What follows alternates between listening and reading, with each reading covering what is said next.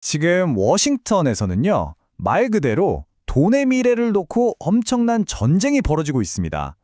금융계의 오랜 강자, 바로 은행과 새로운 도전자, 암호화폐가 정면으로 부딪힌 거죠.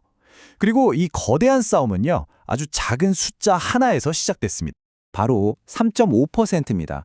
이게 뭐냐면 요즘 인기 있는 스테이블 코인이라는 암호화폐를 그냥 가만히 가지고만 있어도 1년에 평균적으로 이만큼을 보상으로 받을 수 있다는 거예요. 꽤 솔깃하죠. 그런데 말이죠.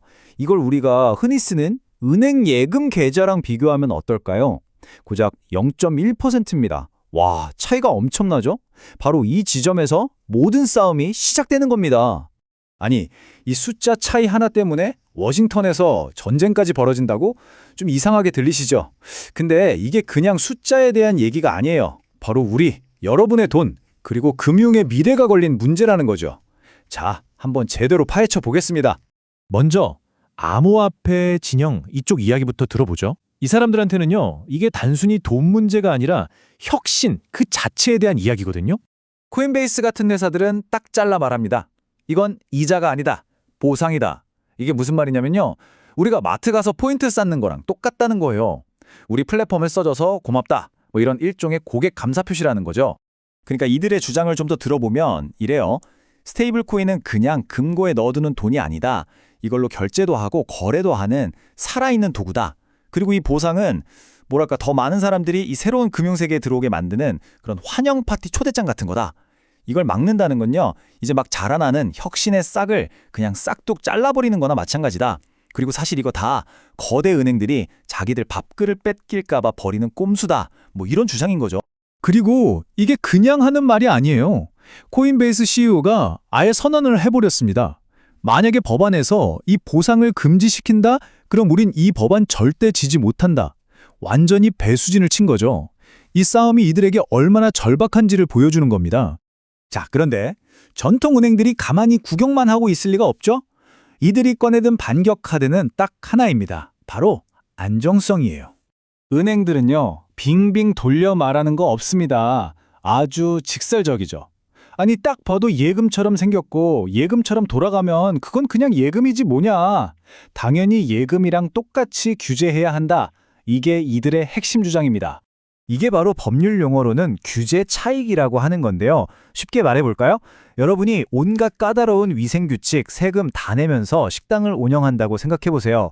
그런데 바로 길 건너편에선 아무런 규칙도 없이 장사하는 노점이 있어요. 이게 공평한가요? 아니죠. 은행들은 지금 자기들 심정이 딱 그렇다고 말하는 겁니다. 우리는 수많은 규제에 묶여 있는데 저쪽 암호화폐 회사들은 완전 자유롭게 운동장을 뛰고 있다. 이건 불공정 게임이다. 라고 외치는 거죠. 그리고 은행들의 경고는 여기서 끝나지 않아요. 일종의 도미노 효과를 국정하는 거죠. 만약 사람들이 더 높은 수익률을 좇아서 지역은행에서 돈을 빼서 암호화폐로 옮겨간다?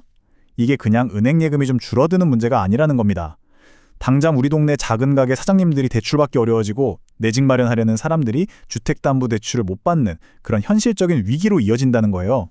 이건 은행만의 문제가 아니라 우리 경제 전체에 대한 경고등이라는 거죠. 자, 이렇게 양쪽이 한치의 양보도 없이 팽팽하게 맞서니까 결국 워싱턴은 어떻게 됐을까요? 네, 완전히 멈춰졌습니다. 이 거인들이 싸우는 동안 우리 금융의 미래는 그야말로 짙은 안개 속에 갇혀버린 신세가 된 거죠. 그러니까 암호화폐 시장의 룰을 정할 정말 중요한 법안이 상원에서 그냥 먼지만 뒤집어 쓰고 있는 거예요. 왜냐? 딱 하나. 이 스테이블 코인 보상이라는 게 과연 혁신이냐 아니면 시한폭탄이냐 이걸 두고 도저히 합의를 못 보고 있기 때문입니다. 이게 어떻게 이렇게까지 됐냐면요. 처음에는 분위기가 좋았어요. 시장의 규칙을 만들자, 다 같이 초당적으로 노력해보자 이렇게 시작했죠. 그런데 바로 그때부터 로비 전쟁이 터진 겁니다. 은행 쪽에서는 의원들한테 수천 통의 편지를 보내면서 압박하고 암호화폐 업계는 그런 식이면 우리 법안 지지 못한다 하면서 맞불을 놨죠. 결국 어땠을까요? 완전한 교착 상태. 투표는 기약 없이 미뤄졌고 모두가 이 불확실성 속에서 기다릴 수밖에 없게 된 겁니다. 자, 그럼 이 워싱턴의 지루한 줄다리기가 우리한테는, 바로 여러분에게는 대체 무슨 의미가 있는 걸까요? 이 싸움이 결국 여러분 지갑에 있는 돈의 미래를 어떻게 바꿀 수 있을까요? 이 싸움의 가장 깊은 곳을 들여다보면요. 두 개의 가치가 정면으로 충돌하고 있는 거예요. 바로 안정성 대 혁신. 은행은 기존 시스템의 안정성을 지키고 싶어 하고 암호화폐는 그 시스템을 깨고 새로운 혁신을 만들고 싶어 하죠. 결국 이 싸움의 결과에 따라 우리가 맞이할 미래가 둘 중 하나로 결정될 겁니다.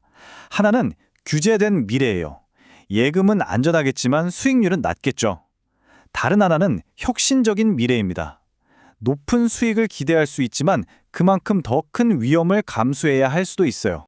자, 여러분은 어떤 길을 가야 한다고 생각하세요? 튼튼한 안정성을 택해야 할까요? 아니면 짜릿한 혁신의 가능성에 걸어봐야 할까요? 이건 그냥 워싱턴의 정치 싸움이 아닙니다. 바로 우리 모두의 돈에 대한 이야기예요. 그리고 그 미래는 지금 이 순간에도 만들어지고 있습니다. 당신의 선택은 무엇인가요?